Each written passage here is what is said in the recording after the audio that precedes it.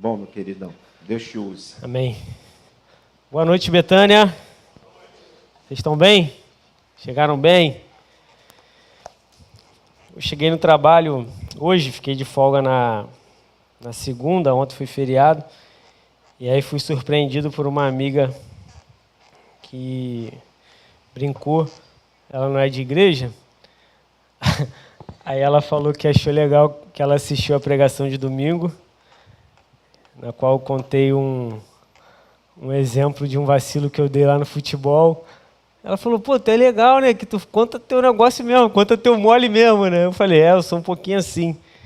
Eu não tenho dificuldade com essa questão. E hoje eu chego aqui, eu pensei umas 3 vezes em mandar mensagem para vocês, falar que eu não conseguia hoje. Foi um dia muito difícil, eu sei que assim como eu cheguei aqui depois de um dia difícil de trabalho, de desafios, eu sei que alguns de vocês também chegam assim. Eu quero iniciar fazendo uma oração por nós, para que esse Espírito Santo que tem trabalhado, tem cuidado de nós, cuidado da nossa igreja, continue cuidando e nos fortaleça nesse tempo. Vamos orar. Pai querido, eu quero te agradecer, primeiramente. Glorificar o teu nome, porque eu sei que se estamos aqui, se estamos com saúde, se estamos de pé, se essa igreja está de pé, isso é sinal do teu amor, do teu cuidado, da tua graça que tem nos alcançado a cada dia, Pai. Muito obrigado. O Senhor sabe a forma que nós chegamos aqui nessa noite. Eu falo por mim, mas eu acredito que alguns dos meus irmãos chegaram aqui nessa noite passando por dificuldades, passando por momentos difíceis, mas a tua mão os trouxe aqui assim como me trouxe também, Pai. E a minha oração é que o Senhor nos fortaleça com vida, com saúde, que o Senhor possa jogar por terra tudo aquilo que não é teu, tudo aquilo que for armado, planejado, arquitetado contra a nossa vida, contra a nossa saúde, contra a nossa família, e que a tua boa mão possa nos sustentar, a tua boa mão possa nos cuidar, a tua boa mão possa nos fortalecer nesse tempo, Pai. Fala conosco através da tua palavra, que possamos sair daqui diferente, que possamos sair daqui dispostos a viver um novo tempo em Ti, contigo e através de Ti é a minha oração. No nome do Teu Filho amado Jesus. Amém. Estamos chegando no final dessa jornada pelo livro de Atos. Eu confesso que eu tenho sido muito abençoado, não só às vezes que eu falo, mas principalmente às vezes que eu tenho escutado os meus irmãos falarem aqui. Eu falava com o Tiago esses dias que o livro de Atos é rico demais, e acho que quando a gente tem essas pessoas passando por aqui, não apenas um único pastor, uma única pessoa falando, é rico porque são perspectivas diferentes, são pessoas diferentes que enxergam diferente a vida, a palavra. Então eu tenho sido muito abençoado. Como eu sempre digo, o livro de Atos são os atos de Jesus na terra, realizados por seus seguidores, guiados pelo Espírito. Então quando você começa essa leitura ou estudar o livro, você vê que é o tempo todo Jesus agindo através dos seus discípulos movidos pelo Espírito Santo. Então, eu aconselho você que ainda não teve a oportunidade de ver essa série toda, a tirar um tempo, ver um por semana, um por mês, mas acompanha que eu acredito que você vai ser muito abençoado assim como eu tenho sido. Na semana passada, eu falei sobre o capítulo 22, a Wanda tinha falado sobre o capítulo 21, eu falei sobre o capítulo 22 e falando rapidamente do que aconteceu naquele capítulo 22, até para a gente poder migrar hoje para o capítulo 23, você já pode até abrindo sua Bíblia lá, Paulo vinha sendo perseguido, Paulo vinha sendo caluniado, Paulo vinha sendo... o povo judeu naquele tempo tinha desejo de matar Paulo por uma série de questões, dizendo que Paulo estava pregando contra a lei de Moisés, dizendo que Paulo estava pregando contra a circuncisão. E Paulo ele chega até a falar de fato contra a circuncisão, não contra, que eu falei isso na semana passada, eu preciso me corrigir. Ele não fala contra a circuncisão, ele fala que para você ser salvo não precisava ser circuncidado. E aí eles pegam como base isso que Paulo fala, perseguem Paulo, e logo ali no começo do capítulo 22 eu falei sobre a estratégia de Paulo em, antes de querer pregar, antes de querer falar qualquer coisa acerca da Bíblia, acerca do Evangelho, trazendo para nós hoje, Paulo tenta se conectar. Paulo se conecta com o comandante do exército romano, Paulo se conecta com o povo, pede para falar, mas fala na língua do povo.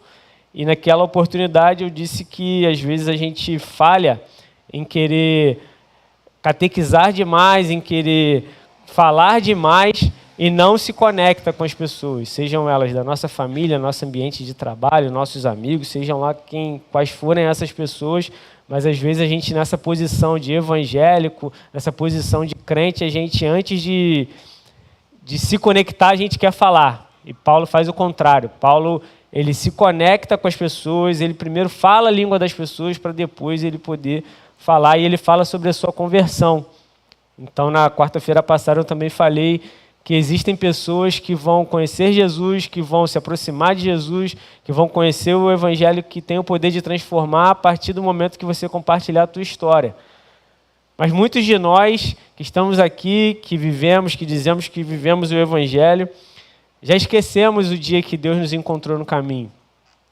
E Paulo, ao contrário de muitos de nós, ele fala do dia, do exato dia, quando ele viu uma luz, ouviu uma voz, e aquela voz transformou toda a vida dele, desde lá do capítulo 9, e ele vem falar disso aqui no capítulo 22. E aí, chegando no final do capítulo 22, o comandante que, quando os judeus estão ali agredindo Paulo, batendo em Paulo, ele que zelava pela ordem local, não queria bagunça, ele intervém salvando Paulo, porque se ele não chega ali, Paulo ia morrer. E ele quer saber, cara, o que está acontecendo aqui? O que vocês estão fazendo? Por que vocês estão batendo em Paulo? E aí ele consegue salvar Paulo, só que um fala uma coisa, outro fala outra, do povo judeu, e ele decide prender Paulo, para interrogar Paulo, para açoitar Paulo, com o objetivo de extrair de Paulo o porquê que Paulo estava apanhando, o que Paulo tinha feito para que estivesse apanhando daquela forma. E aí Paulo fala da sua cidadania romana, e aí no verso 30 do capítulo 22, diz que o comandante ordenou que os principais dos sacerdotes se reunissem com um conselho de líderes do povo. Queria descobrir exatamente qual era o problema. Por isso soltou Paulo e mandou que o trouxesse diante deles. Então, tinha prendido Paulo com esse objetivo de saber. Paulo fala que é um cidadão romano, então ele não podia açoitar Paulo sem que houvesse uma condenação. E aí, quando ele traz Paulo com o objetivo de saber, e aí o capítulo 23 começa com Paulo dizendo: Paulo olhou fixamente para o conselho dos líderes e disse: Irmãos, tenho vivido diante de Deus com a consciência limpa. Eu estou usando a versão NVT. No mesmo instante, o sumo sacerdote Ananias ordenou aos que estavam perto de Paulo que lhe dessem um tapa na boca. Então Paulo lhe disse: Deus o ferirá, seu grande hipócrita. Que espécie de juiz é o Senhor, de respeitando a lei, ao mandar me agredir dessa forma, porque ele ainda não tinha sido julgado. Verso 4. Os que estavam perto de Paulo disseram: Você ousa insultar o sumo sacerdote de Deus? Irmãos, não sabia que ele era sumo sacerdote, respondeu Paulo, pois as Escrituras dizem: não fale mal de suas autoridades. Verso 6. Sabendo Paulo que alguns membros do conselho de líderes do povo eram saduceus e outros fariseus, gritou: Irmãos, sou fariseu como eram os meus antepassados, e estou sendo julgado por causa da minha esperança na ressurreição dos mortos. Quando Paulo disse isso, o conselho se dividiu, fariseus contra saduceus, pois os saduceus afirmam não haver ressurreição, nem anjos, nem espírito, mas os fariseus creem em todas essas coisas. Houve grande alvoroço. Alguns dos mestres da lei, que eram fariseus, se levantaram e começaram a discutir energicamente. Não vemos nada de errado com este homem, gritavam. Talvez um espírito ou um anjo tenha falado com ele. A discussão ficou cada vez mais violenta e o comandante teve medo de que Paulo fosse feito em pedaços. Assim ordenou que os soldados o retirassem à força e o levassem de volta à fortaleza. Naquela noite, o Senhor apareceu a Paulo e disse: tenha ânimo, Paulo. Assim como você testemunhou a meu respeito aqui em Jerusalém, deve fazê-lo também em Roma. Eu vou parar aqui, não vou ler o texto todo. Eu dividi em blocos, porque não sei se vai dar tempo de eu terminar, mas eu dividi em alguns blocos, e o primeiro bloco é do capítulo 23, verso 1 até o 11.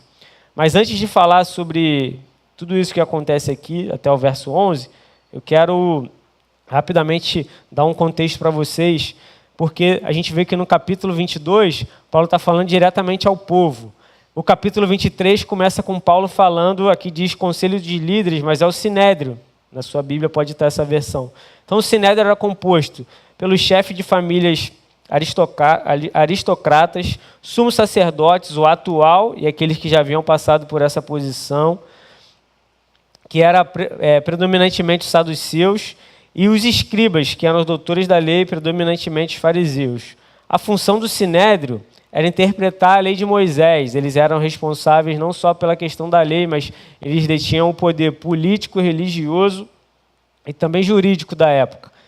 Então eles faziam as leis de acordo com eles interpretavam a lei de acordo com a lei de Moisés, decidiam sobre os rituais no templo, eles julgavam a respeito também dessa lei de Moisés, criavam as leis civis, religiosas para o cotidiano do povo, o tribunal de última instância. Eles podiam ordenar prisões, aplicar castigos, mas tinha uma questão, que eles não podiam ordenar, eles não podiam aplicar a lei de pena de morte. E aí é interessante porque é isso que acontece com Jesus, por isso eles precisaram escalar isso para Pilatos. Eles não tinham esse poder de determinar a pena de morte. E no caso de Paulo, eles acabam também tendo ali algumas questões, pela questão da cidadania romana de Paulo. Então, o comandante do exército ele se vê numa situação complicada acerca dessa situação de Paulo, porque era cidadão romano, ninguém conseguiu provar nada contra Paulo, ele queria conseguir alguma coisa de Paulo, mas não tinha nada a respeito de Paulo, nenhum crime cometido para que fosse aplicado algum tipo de pena, algum tipo de açoite. Então, ele se vê numa situação complicada ali nessa situação de Paulo. E aí o capítulo 23 começa. E eu já quero começar falando a respeito dos versos 1 e 2, quando Paulo olha fixamente para esse sinédrio, para o povo, para esse sinédrio, e diz a eles: irmãos, tenham vivido diante de Deus com a consciência limpa. Esse é o primeiro ponto que eu gostaria de abordar com a gente aqui. Paulo, que a gente já vem falando há algum tempo, vem sofrendo, vem passando por diversas situações difíceis de perseguição, ameaça de morte, calúnia. Passando por isso tudo esse movimento, seja do inferno, seja de demônio, seja de gente contra a vida de Paulo, essa primeira palavra de Paulo já me chama a atenção, porque, a despeito de tudo isso, ele tinha consciência limpa. E quando ele fala sobre a consciência limpa, a interpretação que eu dou para essa questão de consciência limpa é que Paulo entendia que a vida dele estava 100% na mão do Espírito Santo de Deus. Paulo entendia que, apesar do chamado ser um chamado desafiador, que a gente vê o livro de Atos, o chamado de Paulo a partir do capítulo 9 em diante é a luta. Estava falando isso com o Tiago. Cara, é absurdo o que o Paulo passou. E às vezes a gente fala que quer ser parecido com Paulo, ser parecido com Jesus, a gente não faz ideia do que a gente está falando, porque quando a gente vai olhar a história, a gente não consegue passar nem uma migalha do que esses caras passaram. E Paulo vira para esse sinédrio e fala: eu tenho a consciência limpa diante de Deus, pois ele entendia que a vida dele estava de posse do Espírito Santo, era o Espírito Santo que conduzia tudo, até nesse momento mais difícil, até nesse momento mais doloroso, era o Espírito Santo conduzindo a vida de Paulo. Tinha um senso de responsabilidade por parte de Paulo, tinha um senso de chamado que Paulo tinha, mas existia uma confiança de que o Espírito Santo estava conduzindo e cuidando da vida dele. Eu não sei como que você chega aqui, qual é a dificuldade que você está passando, mas creia, o Deus que te formou, o Deus que te criou, o Deus que te sustentou até aqui é o Deus que te segura na palma da mão dele, e nada vai acontecer sem que seja da vontade dele na tua vida. Paulo tinha consciência limpa diante dos homens. pois sendo perseguido, caluniado, agredido, ele não revidou. Ele não se voltou contra ninguém. Tudo que Paulo fazia debaixo ou de estratégia, foi o que eu falei na semana passada, ou Deus enviava o escape o tempo todo. O povo se reunia, vamos matar Paulo. Chegava o escape. O povo se reunia, alguma coisa acontecia. O povo se reunia, Paulo usava de uma estratégia. Sou romano, sou judeu. E o tempo todo você vê que, apesar de toda a dificuldade, aquilo que Deus falou para Paulo, o caminho é um caminho pedregoso, o caminho é um caminho difícil, mas Paulo não morre, a despeito de todas as ameaças, a despeito de todas as dificuldades. Uma segunda coisa que eu aprendo, o que eu quero tirar desse texto para a gente, está no verso 3, de 3 a 5 do capítulo 23. Paulo é gente como a gente. Aqui eu lembrei do meu exemplo de domingo. Porque no domingo, para você que não estava aqui, depois vai lá e assiste a pregação da noite, eu falei sobre uma questão lá no futebol que eu jogo dia de sábado, na qual um camarada gritou comigo e eu revidei. Dei um chute no cara, fui expulso e tal. E eu vejo que Paulo é gente como a gente. Olha o que diz no verso 3. Então Paulo, verso 2, só para a gente poder entender o contexto. No mesmo instante, quando Paulo diz que tem a consciência limpa, o sumo sacerdote Ananias ordenou os que estavam perto de Paulo que lhe dessem um tapa na boca.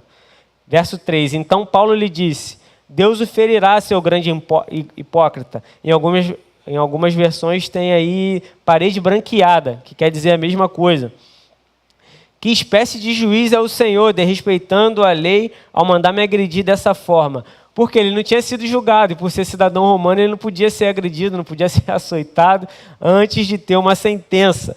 Então Paulo dá essa palavra, e aí no verso 4 ele é repreendido, porque quem mandou agredir era o sumo sacerdote. Olha o que diz o verso 4. Os que estavam perto de Paulo lhe disseram: você ousa insultar o sumo sacerdote de Deus?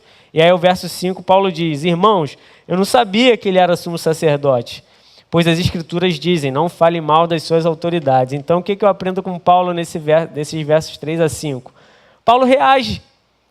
Só que não é uma reação agressiva, não é uma reação de dar o troco, não é uma reação de dar na mesma moeda. Paulo, como ser humano, ele dá uma palavra para o cara, uma palavra dura.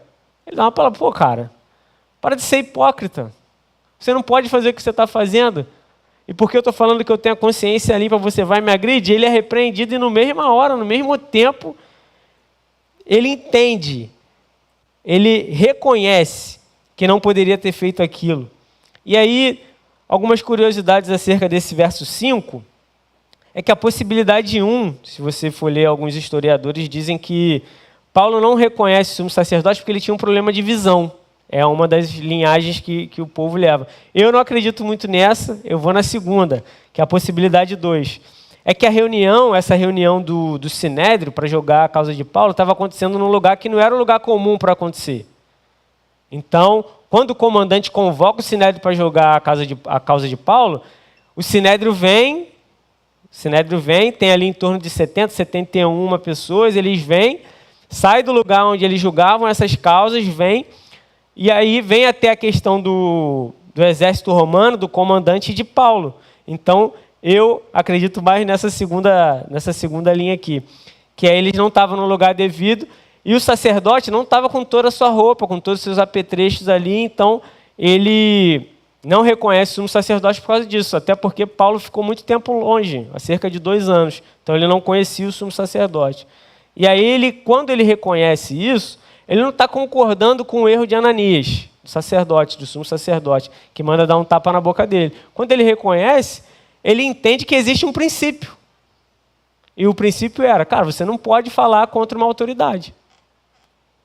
Então eu aprendo com Paulo, estava falando até com o Marcos ali, um pouquinho antes de começar, cara, como a gente é falho no conhecimento da nossa história. Como a gente é ruim em conhecer os processos dos quais... O exemplo que eu falei com o Marcos é, hoje a gente está aqui, o culto e tudo mais. Tem um irmão, uma irmã que decide por Jesus hoje, levanta a mão, vem aqui na frente. Essa irmã ou esse irmão, eles começam a caminhar daqui para frente. E é muito difícil uma comunidade de fé, uma liderança que faz esse caminho de volta. Olha só, você entrou num barco que já está na estrada há muito tempo, então eu preciso te contar a história de quando esse barco começou a andar. Vem comigo. Então, quando Paulo reconhece, Paulo está mostrando para mim e para você que eu conheço a história, eu reconheço os princípios e quando eu quebro um princípio desse, eu não tenho problema nenhum em reconhecer.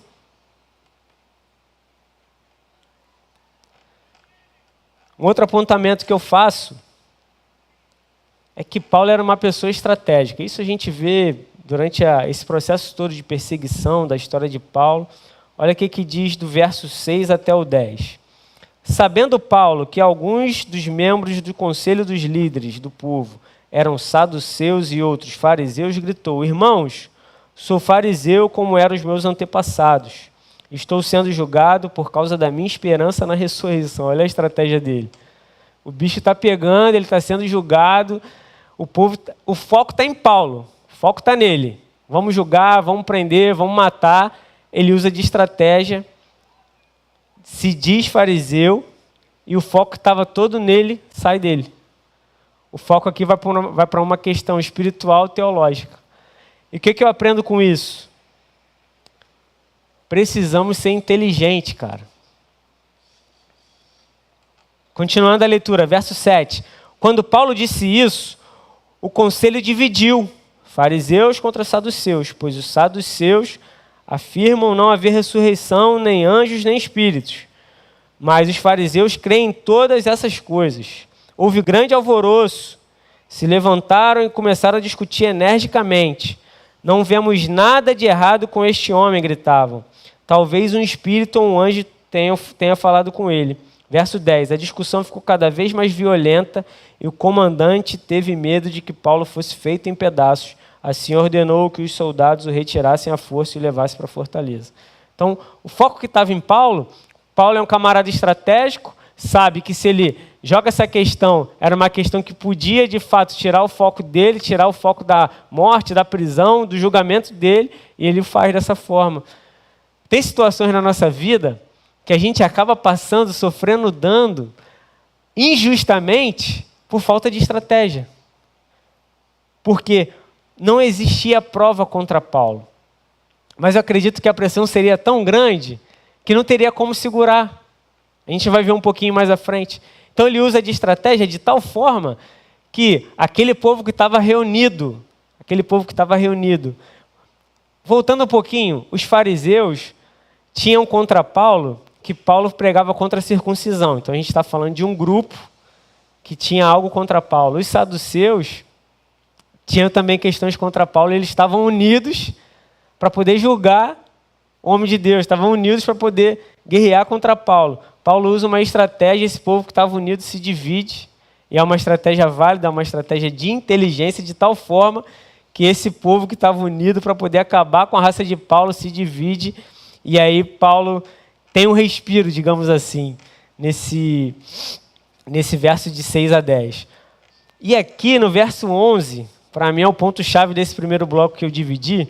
Na semana passada, o Marcelinho e o Alisson, a gente estava falando disso, e eles falaram exatamente dessa parte, de que Paulo, passando por todas essas dificuldades, chega no verso 11 e diz assim: naquela noite, o Senhor apareceu a Paulo e disse: tenha ânimo, Paulo. Assim como você testemunhou a meu respeito aqui em Jerusalém, deve fazê-lo também em Roma. E o que a gente estava conversando, lembra, Marcelinho, semana passada?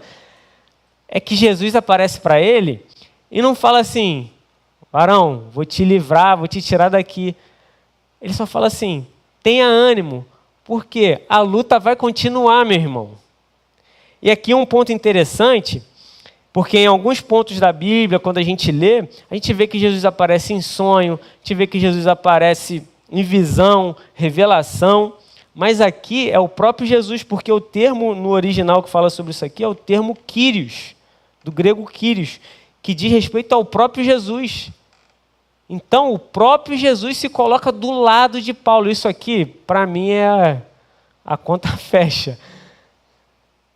O próprio Jesus, ressurreto, aparece do lado de Paulo na prisão e diz para ele: Paulo, tenha ânimo, meu velho. Tenha ânimo. Nem sempre que Jesus aparece e diz para a gente ficar animado, para a gente continuar de pé, para livrar a gente da guerra, não. Tiago falou no domingo, tanto no domingo, no culto da manhã, quanto no culto da noite, sobre o Deus que vem com a gente na tempestade. Ele não tira a gente da tempestade, ele passa pela tempestade junto com a gente. E nessa situação de Paulo, eu me vejo um pouco dentro dela no que diz respeito. Jesus chega, fortalece Paulo, Jesus chega, dá uma palavra para Paulo, mas não é uma palavra de vitória, no sentido de que você vai sair daí, dessa prisão, eu vou te tirar, eu vou quebrar todas as correntes, eu vou te dar vitória. Pelo contrário, a palavra dele, tenha ânimo, porque vai ficar ruim, vai ficar pior. Mas o que me traz paz, principalmente quando eu escrevo isso aqui sobre essa questão tá na luta e ao mesmo tempo Jesus está falando para você ficar animado, que você vai passar por dor, vai passar por dificuldade. Eu lembrei exatamente do que o Tiago falou no domingo. E a minha palavra para você nessa noite é essa. Tenha ânimo. Eu não sei qual é a tua dor. Eu estava conversando com a minha esposa de um amigo nosso que está passando por um processo muito difícil na saúde. Mas quando eu vi um vídeo que esse amigo gravou, eu falei, cara, ele está mais animado do que eu. E a Gisele virou e falou para mim, minha esposa, cara, isso aí é Deus. Isso aí não tenho explicação para a pessoa que está passando por um momento desse tão difícil, pessoa que está passando por um desafio tremendo e consegue ser sustentado, consegue animar outras pessoas, consegue viver a vida de forma normal. É porque ela entendeu. Meu reino não é daqui, minha pátria não é essa. A gente aprendeu isso com Paulo lá no capítulo 22. E eu tenho um propósito a seguir. Enquanto eu estiver respirando, enquanto eu tiver vida, enquanto eu estiver de pé, enquanto Ele estiver me sustentando, eu vou cumprir. E de repente Deus trouxe você aqui nessa noite para ouvir essa palavra. A despeito da dor, da luta, da dificuldade, está vivo, tenha ânimo. Está vivo, permaneça. Não existiu ainda uma última palavra. A palavra dele para você hoje é, tenha ânimo. Mas ânimo para quê? Você é curado? Tenha ânimo. Ânimo para quê? A porta vai abrir? Tenha ânimo. Se ele falou com você que vai fazer algo na tua vida, tenha ânimo. Por mais que hoje o cenário seja completamente diferente de tudo que você sonhou, de tudo que ele te falou, tenha ânimo.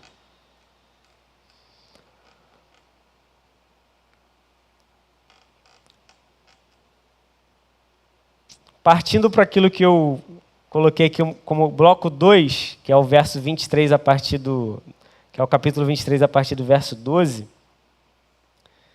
diz assim: na manhã seguinte, alguns judeus se juntaram para conspirar, jurando solenemente que não comeriam, não beberiam antes de matar Paulo. A conspiração envolveu mais de 40 homens. Foram os principais sacerdotes e os líderes do povo e lhe disseram: juramos solenemente, sob pena de castigo divino, que não comeremos nem beberemos antes de matar Paulo. Agora peçam vocês ao conselho de líderes do povo que o comandante traga Paulo de volta. Finjam que os senhores desejam examinar o caso com mais detalhes, mais detalhadamente, e nós o mataremos no caminho, armando uma emboscada, uma estratégia para poder matar Paulo. Verso 16. Contudo, o sobrinho de Paulo, filho da sua irmã, soube do plano.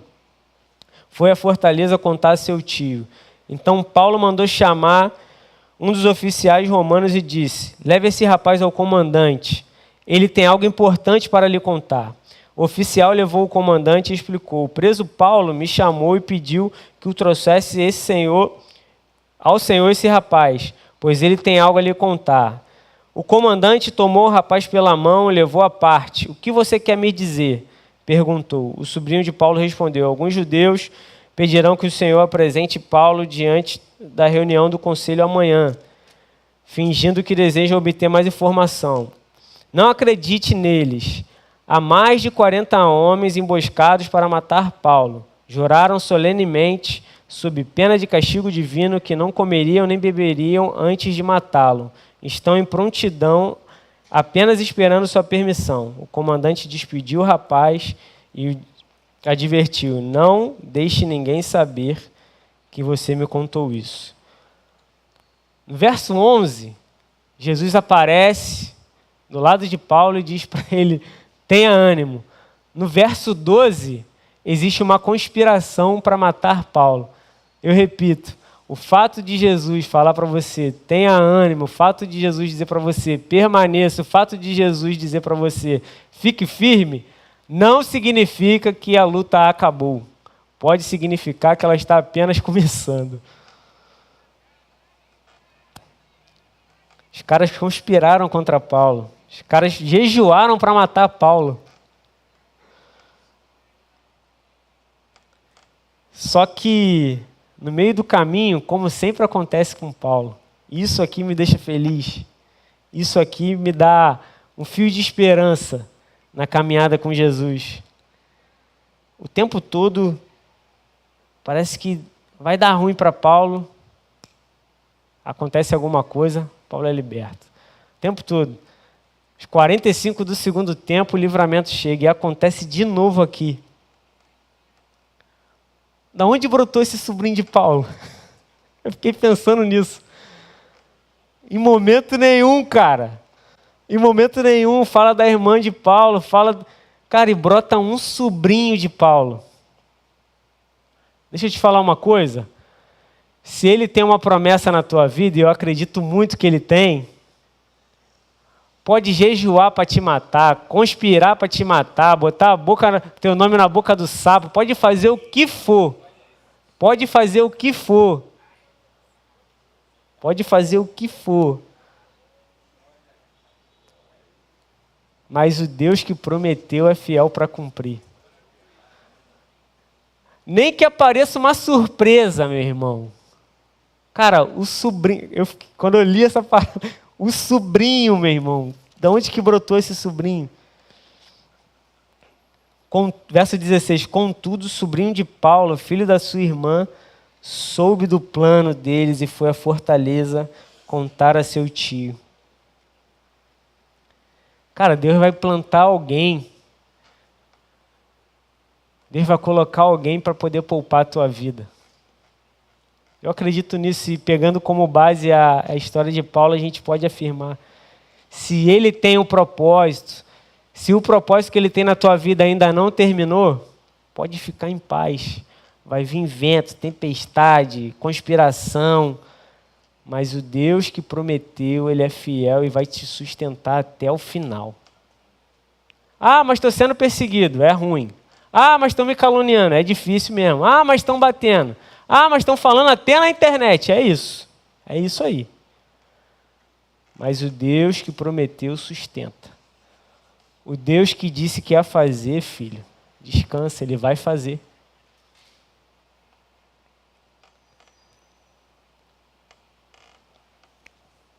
Verso 25. 23. Então o comandante chamou 2 de seus oficiais e ordenou: preparem 200 soldados para partir para Cesareia hoje às 9 da noite. Levem também 200 lanceiros e 70 soldados a cavalo. Providenciem um cavalo para Paulo e levem-no em segurança ao governador Félix. E em seguida escreveu a carta ao governador. Vou ler a carta já, mas, cara, por causa de uma surpresa, que era o sobrinho, eles ficam sabendo de tudo que estava sendo tramado contra Paulo. Paulo faz isso chegar ao conhecimento do comandante. O comandante que não podia deixar de forma alguma Paulo morrer, sendo cidadão romano, debaixo dos cuidados dele. Prepara um exército de 470 para poder proteger Paulo.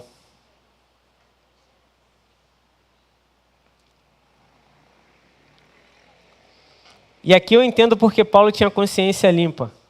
Aqui eu entendo porque a gente não precisa se movimentar contra ninguém que se levantou contra a gente. Seja no trabalho, seja na vizinhança, seja em qualquer lugar. Ele está cuidando de nós. Ele está sustentando a gente. Ele está segurando na nossa mão e quando a gente pensa, pô, agora eu não vou conseguir resistir. Ele envia o escape, no caso de Paulo, 470 soldados. Paulo, falaram que vão te matar, estão conspirando contra a tua vida, estão dizendo que acabou para você? Então beleza, prepara o exército, que a gente vai te tirar daqui, mais uma vez. E aí o que ele diz na carta, verso 26. De Cláudio Lísias, ao excelentíssimo governador Félix, saudações. Este homem foi capturado por alguns judeus que estavam prestes a matá-lo quando cheguei com os meus soldados. Ao ser informado que ele era cidadão romano, transferiu para o lugar seguro. Então levei diante do Conselho Supremo dos Judeus para investigar o motivo das acusações. Não demorei a descobrir que ele era acusado de algo relacionado à lei religiosa.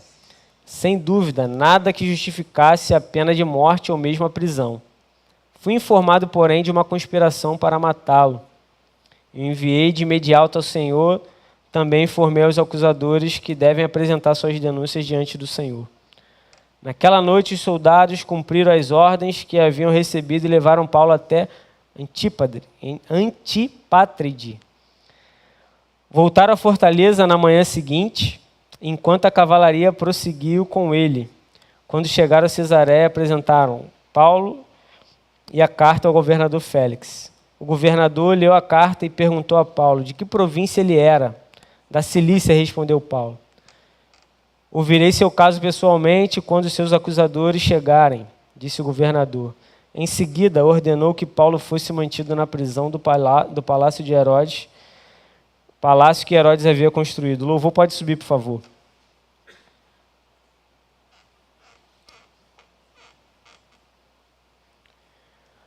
Diante desse cenário todo que a gente vê Paulo passando, eu tenho alguns últimos apontamentos a fazer. O Deus de Paulo, que também é o nosso Deus, ele é um Deus de providência. O Deus de Paulo é um Deus de providência e só nesse capítulo 23, eu falei sobre o capítulo, desde o capítulo 9 até aqui, mas eu quero pontuar só dentro do capítulo 23. Deus já tinha usado a capacidade de Paulo, quando ele se diz fariseu, já era aquela divisão dentro daqueles que estavam para julgar a causa dele. Usa essa briga. Deus usa o sobrinho de Paulo. E agora, Deus usa toda a burocracia de Roma para que o comandante envie Paulo e envie uma carta ao governador de Cesareia com o objetivo de livrar Paulo. E eu entendo que quando Deus tem alguma coisa comigo e contigo, Ele usa todos os meios possíveis para que a gente possa chegar no objetivo que Ele tem. Porque eu não sei se você lembra, mas no verso 11, quando Jesus aparece ao lado dele, diz para ele ter ânimo, porque assim como ele tinha testemunhado em Jerusalém, Deus ia usá-lo para testemunhar também em Roma. E aqui, quando ele chega em Cesareia, é o lugar onde ele vai partir para Roma para que o propósito que Deus tinha na vida dele continue e se cumpra lá. E eu quero fechar essa palavra de hoje deixando 3 rápidos pontos para a nossa vida nessa noite.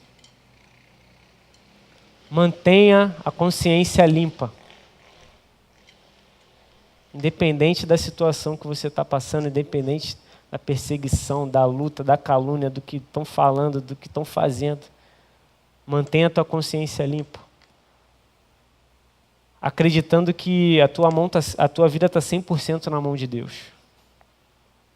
Segundo, não caminhe só pela emoção. Vai ter momento que você vai precisar usar de algumas estratégias dentro daquilo que você já aprendeu, da tua experiência de vida, para poder se posicionar diante das situações de adversidade. Terceiro, confie no plano que Deus tem para você. Se Ele tem um plano, se Ele já te disse que vai fazer alguma coisa e ainda não chegou, confia, vai chegar.